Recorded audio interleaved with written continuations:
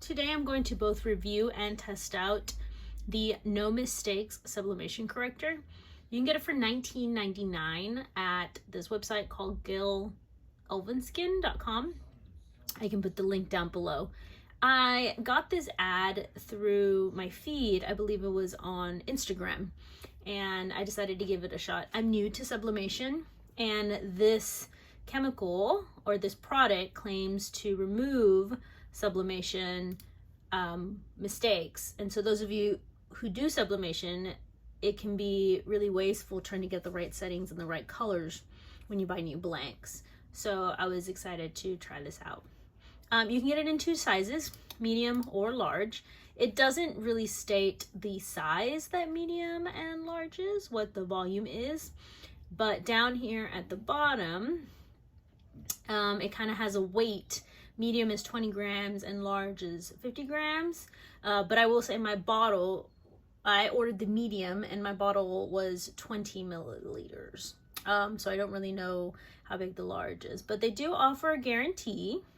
And it says shipping usually takes 2 to 3 weeks, so it does take a while to get it. How to use: number 1, you apply the debonding agent over the sublimator mistakes, and number 2, you gently scratch off debonded heat transfer waste. And the video shows that it's pretty easy. You can see both of those videos kind of going at it, so I'm really excited to give it a shot. All right, so I just got my bottle in. I will say it does not look anything like the picture. This is the bottle that I got. It's obviously not in a small little clear bottle, and it is all completely in Chinese, including the instructions. There is nothing else in the bag. When I first ordered this product, the website is unclear where the location of this company is.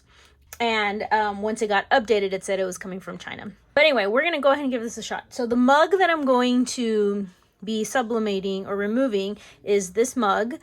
I am removing it for a number of reasons. 1, I burned it. But 2, mostly because I didn't spell caffeinated correctly. This is a Cricket brand mug. And so we're going to give it a shot. I would like to try and repurpose this mug, seeing as this was just kind of my first try.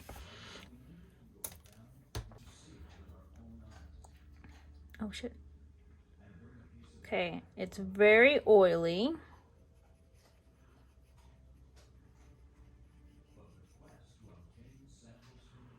There is no time on this bottle, but you can see I kind of have it, you see the glare of it. And then it just says gently scratch off debonded heat waste. I'm scratching it with my nail just because. And I'm gonna take this, nothing's happening, so I'm gonna take this paper towel.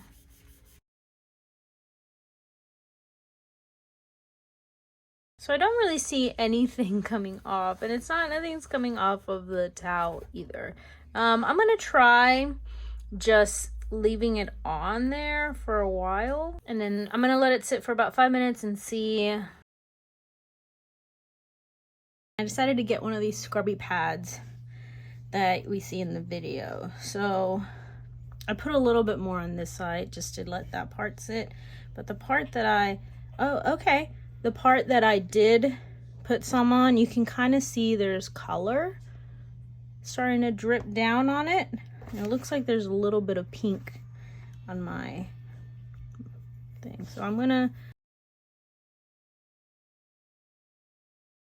now again, there aren't really clear instructions on this as far as like time. It's really just has 2 steps in. So I'm still not seeing a whole lot. That was really promising. I'm gonna go ahead and put a little bit more on it. Maybe it's just a Cricket mug. Maybe you just can't do it on Cricket mugs. I'm gonna wait 10 minutes this time. Okay, I definitely left this for more than 10 minutes. I kind of forgot about it for a minute. I started doing something else. Okay, well, I'm rubbing pretty hard on it, and it says to scratch it. I'm obviously scratching it with my nail, and nothing is budging. I'm beginning to think that maybe it's not necessarily sublimation that's printed, but it's like heat transferred images, like that they're kind of raised off of the mugs a little bit. Like you can probably like chip them with your nails, because this is definitely not raised, like it is in there. The website was unclear, it just said sublimation mistakes, and then some of the copy on it definitely says heat transfer material, but then it says sublimation. Okay, so I decided to try a different technique, and so I'm kind of just putting a thin layer instead of letting it drip. I'm still getting the ink off. You can see kind of been swirling around.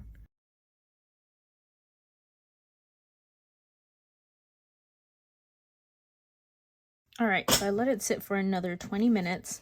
You can see there's something going on, but I'm gonna go ahead and wipe it off.